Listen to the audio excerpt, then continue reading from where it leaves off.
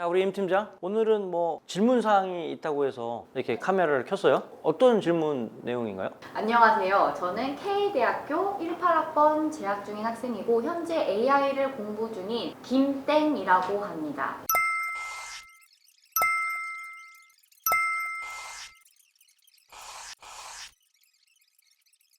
오케이팝 채널 구독자분인 것 같고, 우리 뭐 이렇게 약소하고 부족한 어떤 영상인데 그래도 이렇게 꾸준히 봐주시고 또 이렇게 좋은 질문을 또 해주셔서 감사드립니다. 그래서 오늘은 제가 얘기해야 할 게 이제 요즘에 이제 핫 키워드죠. AI, 인공지능과 K-팝 산업에 대해서 얘기를 해볼 수 있는 아주 좋은 질문이 있어서 제가 이제 이렇게 카메라를 켰습니다. 질문 주신 내용들을 조금 정리를 하면, 이제 이분이 뭐냐면 대학생이시잖아요, 대학생. 대학생인데 뭐냐면 AI 디지털 앨범? AI 커버 프로젝트.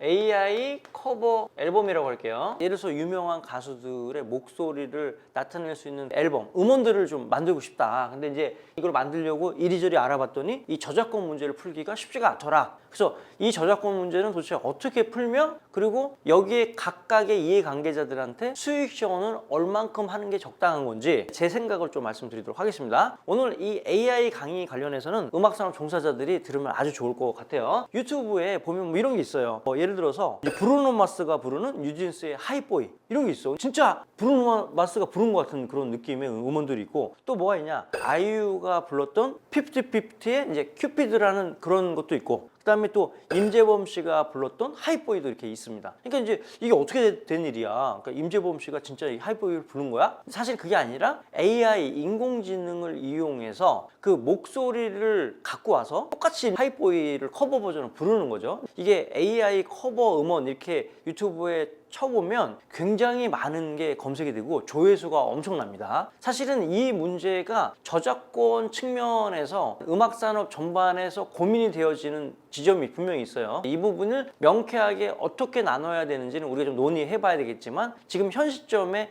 법 제도라든지 여러 가지 업계의 관행, 그 다음에 지금까지 왔던 여러 가지 비즈니스 속성들을 기반으로 해서 제가 오늘 설명을 좀 드리도록 하겠습니다. 예를 들어 볼게요. 이제 임재범 씨 목소리를 이용해서 뉴진스의 하이보이를 했어. 커버를 한 거지. 근데 이제 이 앨범을 정식 앨범으로 출시를 하고 싶은 거야. 근데 가만히 생각해 보면 여기 목소리라는 거는 임재범 씨가 주인일 것 같고, 하이보이의 저작권, 작사, 작곡, 편곡에 대한 권한은 이 하이보이를 작사, 작곡한 그분들한테 아마 그 권리가 있을 것 같고, 그리고 이제 이렇게 해서 이제 음원이 만약에 출시가 된다면 이거의 음반 제작자의 권리, 저작인 조건은 도대체 누구 거지? 이렇게 되게 복잡한 상황들이 연출된 거예요. 저작권법상에서 하나의 음악에 세 가지의 권리가 있습니다. 뭐가 있습니까? 저작권이 있죠. 두 번째, 이제 국내는 실현권이라는 게 있어요. 세 번째, 저작권은 아까 얘기했지만 작사, 작곡 관련된 권리고, 실현권은 뭐야? 가수나 이제 부가 창작으로 해서 세션이나 코러스 뭐 이런 사람들의 권리를 얘기하는 거고, 저작인 조건은 어떤 가수를 가지고 하나의 마스터 음원들이 나왔을 때 갈리는 음반 제작자의 권한,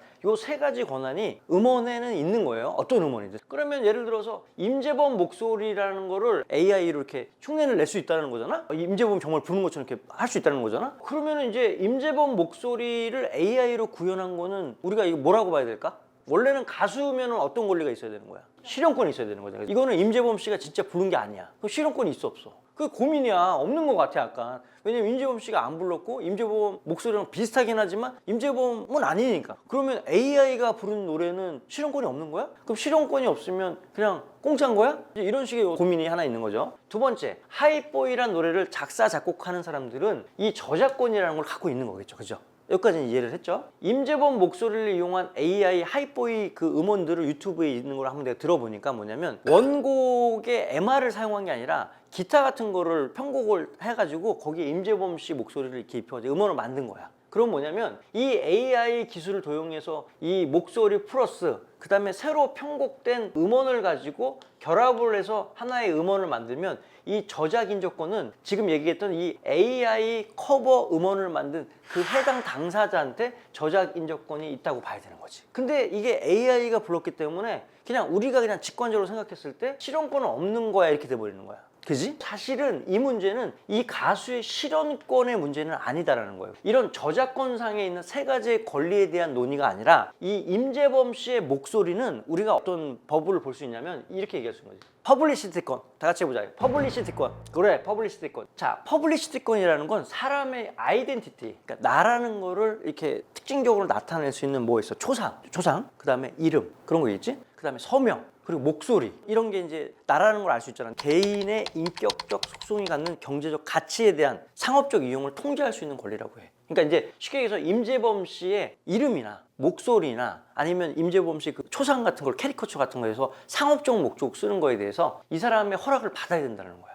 그럼 이 퍼블리시티권은 근본적으로 누구한테 있는 거야? 임재범 목소리 썼다면 누구한테 이 퍼블리시티 권한이 있을까? 임재범 씨한테 있는 거지, 그지? 근데 이거는 저작권법상의 실현이 아니야. 왜? 실현은 임재범 씨가 직접 불렀을 때 발생하는 권리고, 그러니까 이제 이 저작권법상에 줄 수 있는 권한이 없어. 그러니까 우리는 그걸 뭐라고 보냐? 퍼블리시티권이고, 이 퍼블리시티권은 이 당사자한테 해당 권리가 있다고 보여지는 거지. 근데 가만히 보자고. 임재범 씨의 목소리라는 거는 쉽게 얘기해서 그 오리지널리티, 독창성이라는 어떤 그 관점에서 봤을 때는 나만이 독점적으로 갖고 있을 수 있는 자산이라고 인식을 하지. 지금까지는. 맞잖아. 그러니까 이제 왜 내 목소리를 남이랑 음원을 해서 내가 쉐어를 받아야 되는 거지? 근데 가수는 그렇게 생각하는 거야. 아, 내가 노래 불러서 이게 하는 거 말고는 나머지는 안 했으면 좋겠어 라는 생각을 하는 거야. 그래서 오늘 이 얘기의 가장 기본적인 잣대는 AI하고 우리 K-팝 산업이랑 이런 대결 구도이냐. 왜냐하면 인간이 갖고 있는 이런 독창성으로 발전한 K-팝 산업이 이 AI라는 어떤 새로운 기술이 이런 사람만이 할 수 있는 영역들을 자꾸 이렇게 침범한단 말이야. 임재범 목소리는 임재범 말고는 모창하는 애들 말고는 할 수가 없는 건데, AI가 그걸 밥 먹듯이 해서 임재범 목소리로 하루에 100곡도 만들 수 있는 세상에 온 거잖아. 그러니까 가수들은 굉장히 이 시장이 두렵게 느낄 수 있는 거고, 또 하나는 뭐냐면 작사 작곡가들도 이거는 인간들이만 할 수 있는 창작의 활동이라고 생각했는데 AI가 학습을 막 하더니 사람과 비슷하게 지금 곡을 만들고 있단 말이야. 그러니까 이제 뭐 작사 작곡가 좋아하겠어, 안 좋아하겠어? 안 좋아하지. 새로운 신기술이 왔을 때 기득권 세력들의 영역들을 자꾸 침범하다 보면 이제 분쟁이 일어난단 말이야. 지금이 딱 그런 시대란 말이야. 근데 이제 우리가 하나 인정을 해야 될 게 있어. 뭐냐? AI 기술의 트렌드가 우리 지금 현 생활에 들어오고 있잖아. 이 대세를 막을 수 있어, 없어? 없다고 난 생각을 해. AI 기술이 K-팝의 여러 가지 영역들, 기존의 세력들의 영역을 침범하는 거 이외에도 기존에 하고 있는 여러 가지 이해 당사자들의 업무를 굉장히 효율적으로 한다든지 그런 여러 가지 또 케이스가 있거든. 그래서 AI는 K-팝 산업의 견지로 봤을 때 무조건 나쁘다 이렇게 얘기하기엔 되게 애매하다는 말이야. 자, 일단은 뭐 다시 이 본론으로 돌아가서 그러면 뭐냐면 저작권도 해결하고 저작 인적권도 해결이 되고 결국은 퍼블리시티권을 얘기를 하는데, 지금 업계의 정서를 제가 모릅니다. 얼마가 적정 수준인가요? 뭐 이런 얘기를 대략적으로 했지만 사실은 이거는 기준이 없어. 그러니까 사실은 이건 돈과 어떤 재원의 문제라고 생각하진 않아. 이게 뭐냐면 가수 입장에서는 나만 갖고 있는 독특한 목소리인데 나는 100억을 줘도 난 내 목소리를 안 팔 거야. 이런 가수가 있을 수 있잖아. 그러면 원칙적으로 그 사람은 절대 누구에게도 이렇게 AI 커버를 승인 안 해줄 테니까 그 사람 목소리로 AI 커버로 유튜브로 올리거나 이러면 원칙적으로 뭐야? 불법인 거야. 원칙적으로. 그치? 근데 지금 유튜브에 AI 커버만 치면 수십만 곡은 아마 거기 나올 거 아니냐고. 근데 문제는 뭐냐면 유튜브에 이런 허락을 안 받고 올렸어, 업로드를 했어. 그러면은 어떻게 되냐면 이게 콘텐츠 아이디라는 거로 등록이 되면 이 저작권 수익은 하이보이를 만든 작사 작곡가한테하고 저작 인적권 수익은 어때? 이걸 만든 사람한테 간단 말이야. 그러니까 보니까 임재범 입장에서는 억울하지. 나랑은 아무 관계가 없는데 내 목소리를 이용해서 누가 돈 벌어. 그래서 최강호가 하이보이 불러. 그거 누가 그거 듣겠어? 임재범이란 대가수가 여자 걸그룹 히트곡을 부르면 목소리가 어떨까 궁금하잖아. 그러니까 눌러보는 거야. 그러니까 어떻게 해? 매출이 엄청나게 오르는 거지. 맞지? 그러니까 문제가 뭐냐면 시장에서 어떤 파일을 나누는 그런 어떤 경쟁적인 관계가 되고, 더군다나 이런 불법으로 만든 것들이 임재범 씨한테 돈을 줘, 안 줘? 안 준다는 거잖아. 소위 말하는 퍼블리시권의 대가를 가수한테 직접 줄 수 있는 시스템이나 이런 것도 하나도 없단 말이야. 그리고 그걸 구분할 수 있는 방법이 없어 지금은. 그러니까 이제 그게 문제라는 거야. 근데 이제 최근에 11월 22일 날 유튜브가 이제 AI 커버곡 업로드 규제 가이드라인을 도입을 해서 관련된 원 저작자들이 문제를 제기하면 음원을 내리겠다는 거야. 그러니까 약간 유튜브도 뭔가 문제의식에 공감을 하는 거지. 자, 이걸 그냥 걔들은 놔뒀다가는 원래 원 저작자든 원 목소리 갖고 있는 사람들이 입지가 좁아지겠구나 이런 생각을 기본적으로 하는 것 같아. 그러니까 이게 상당히 고민스러운 지점이긴 맞아. 지금은 가수한테 가서 몇 프로가 적당한가요? 이 얘기를 해봐야 가수 입장에서 뭐냐면 이거 내 목소리인데 왜 내 목소리의 대가를 누구랑 나눠야 되지? 기분 나쁠 수도 있거든. 반대로 이런 것들을 보고 싶어하는 대중의 니즈도 분명히 존재하겠지. 결국은 이 AI 기술이라는 게 어떻게 되는 거야? 너무 급속도로 빨리 오는 거야. 그러니까 사실 되게 이게 위험한 부분이라고 볼 수가 있는 것이지. 현실적으로 그래서 일부 가수들 중에는 뭐 우리나라 가수 중에서 대표적으로 딘 같은 가수가 그런 가수라고 그러더라고. 이 어떤 시대의 흐름을 막을 수 없다고 생각하는 사람은 영리하게 오케이, 자 그럼 목소리는 너희들 마음대로 써라. 대신에 거기서 나는 수익의 몇 프로를 나한테 줘라. 이런 식으로 공표하는 가수도 생기는 거야. 국제음반산업협회 IFPI가 23개국 4만 3천 명에게 설문을 시행했는데 음악산업 종사자 약 89%에서 음악산업에 AI에 관심을 갖고 있는데 약 그중에 74% 응답자는 아티스트의 허락 없이 AI가 복제하면 안 된다고 생각한다. 그러니까 뭐냐면 이 기술을 막을 수 있다고 생각하지는 않는데 이게 허락 없이 우리가 갖고 있는 권리들을 침해해서는 안 된다는 생각을 대다수 하고 있다는 거지 지금. 그러니까 이게 늘 얘기지만 법제도는 항상 느리게 가고 신기술은 엄청나게 빨리 가서 지금 뭐 여기까지 가고 있는데 이게 반영이 자꾸 안 된다는 거야. 그 사이에 반사이익을 노리는 일부 어떤 몰지각한 부도덕한 그런 어떤 유명 가수의 목소리를 위해서 돈을 벌고 있는 사람이 지금 많이 있단 말이지. 그런 새로운 시도를 원천적으로 반대할 수는 없다고 생각해. 다만 그거에 대해서 합리적인 선에서 공정하게 지불하고 이 비즈니스를 갈 수 있도록 우리 업계에 있는 사람이나 새로운 기술을 갖고 뭔가를 시도하는 사람들이 같이 계속 합리적인 생각을 하려고 노력을 해야 되겠지. 지금은 이제 그런 단계다. K-pop 음악 산업에 대해서 지금 이러한 기술들이 무조건 나쁜 것만 있냐? 그렇게 얘기할 수 없어. 예를 들어서 곡을 초이스하기 위해서는 많은 데모곡들을 기획사가 받아. 그러면 이제 거기에 가이드 보컬이라는 사람도 있거든. 그럼 이제 어떤 생각이 드냐면 우리 소속 가수가 이 노래를 부르면 어떤 느낌일까? 이럴 때 AI 기술이 아주 현명하게 쓰일 수 있는 거지. 그렇기 때문에 우리 음악 산업 내에서 다양한 이해 당사자가 똑같은 사안에 대해서 다 찬성이거나 다 반대이거나 이렇지 않단 말이야. 대형 기획사들 같은 경우에는